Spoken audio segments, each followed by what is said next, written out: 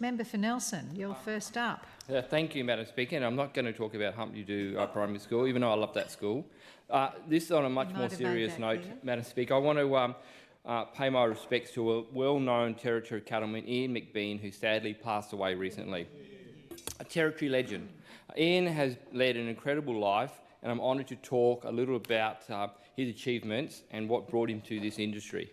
Ian was a life member of the NT Cattlemen's Association, and in 2012 received the Member of the Order of Australia for his contribution to the cattle industry. Over 60 years career, I would say that he's seen some really big changes in the Territory. He was born in Melbourne in 1931 and grew up on a farm in the Riverina in New South Wales. At the age of 21, seeking adventure, he travelled to be a ringer in northeast Alice Springs. So I can imagine what it would have been like back in those days. He spent 10 years contract driving and living in Camberwell on the NT-Queensland border. He would go on to spend more than 60 years working in the Territory cattle industry, including a decade as a contract driver. In a statement from the Northern Territory Cattlemen's Association, they say Ian was a devoted husband to Kay and a father to 7.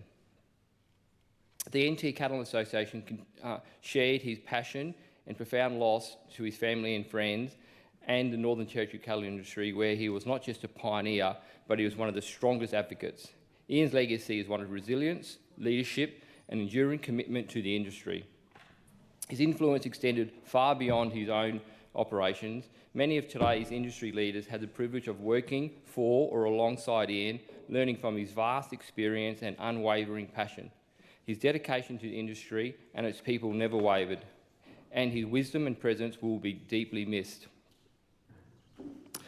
Madam Speaker, Ian was awarded an OAM, and he said his time driving, when he looked back, he looked through that as what he drew his life experience on.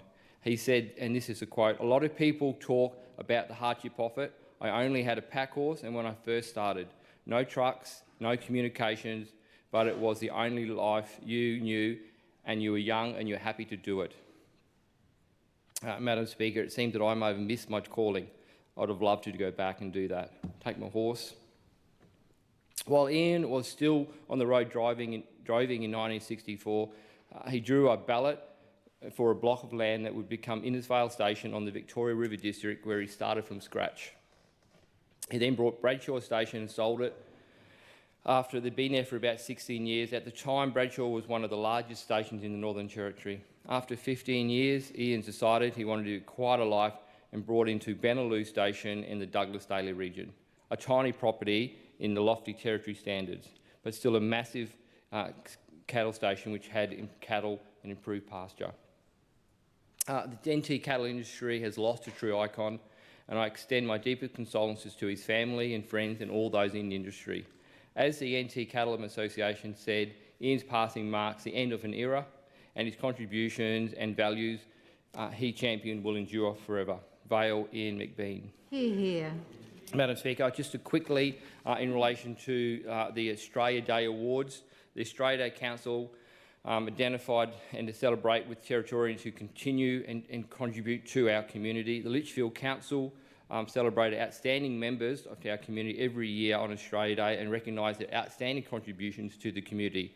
I'd like to take this time tonight to acknowledge and recognise the selfless efforts of those individuals and groups within our community.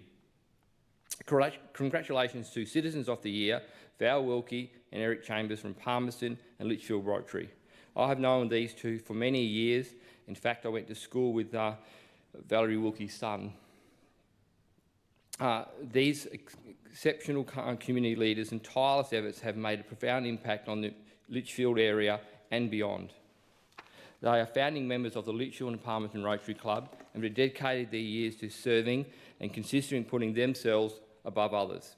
And I know that from personal experience. Their contributions range from mental health in the local community to providing medical support for children in Timor-Leste. Val's work as a Rotary Youth Exchange Coordinator, along with her initiatives like Day for Girls and Books for Babes, showcases her commitment to empowering youth and supporting disadvantaged women. Eric, meanwhile, has played a key role in advocating for the Howard Springs Skate Park and Bike Path and demonstrated dedication to improving community spaces. He's also known as a local bore man, so if you have an issue with your bore, Eric's the man to go to. Through their consistent amount of how they volunteer, Val and Eric have touched countless lives, improving the community and moving forward.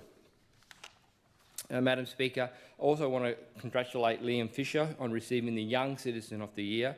Liam is a Year 7 student, has made a significant impact in his community through his involvement at St John's, where he recently competed as the youngest member of the NT Cadets team, helping them secure the National Championships title.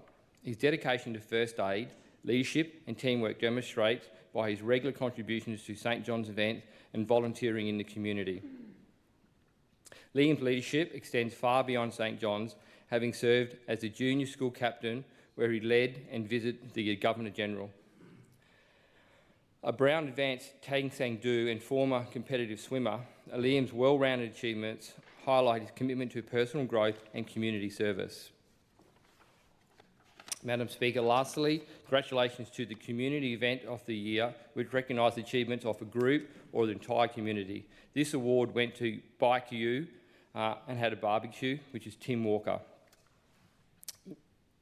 Madam Speaker, Bike U is a rural business where you go and you learn to ride a motorbike. You learn to ride a bike safely, and I know on a Thursday afternoon you can go there with your registered bike and go for a trail ride out the back of Howard Springs and come back, and then they have a barbecue.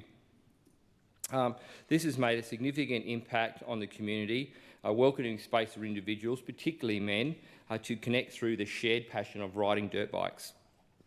Through these regularly weekly events, Bike U fosters an inclusive environment where you can come together, build relationship and engage in important conversations, especially about mental health. As we all know, that men maybe don't talk about that as much as they should, but when you get there with a group of like-minded people, you might open up, and those conversations might just help you and save your life.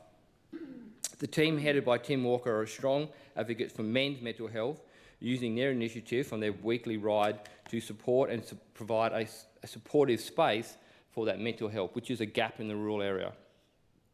By promoting connections and offering a safe outlet for conservation, Bike U is helping the community as we move forward. Madam Speaker, I know Tim personally. I've known him for many years, and I see him in the street and he comes in and has a chat. In fact, I'm organising to go on one of those bike rides to go out and check out, see what's going on, because I think I'm going through a midlife crisis and I'm going to get into motorbike riding. So see how that works out. But I'm going to go there and learn from a professional, and I think that going there and being able to talk to local men and young people who go there, and it's about that community safety and a community spirit. So I'd just like to congratulate Tim on his barbecue on Bike U. Thank you.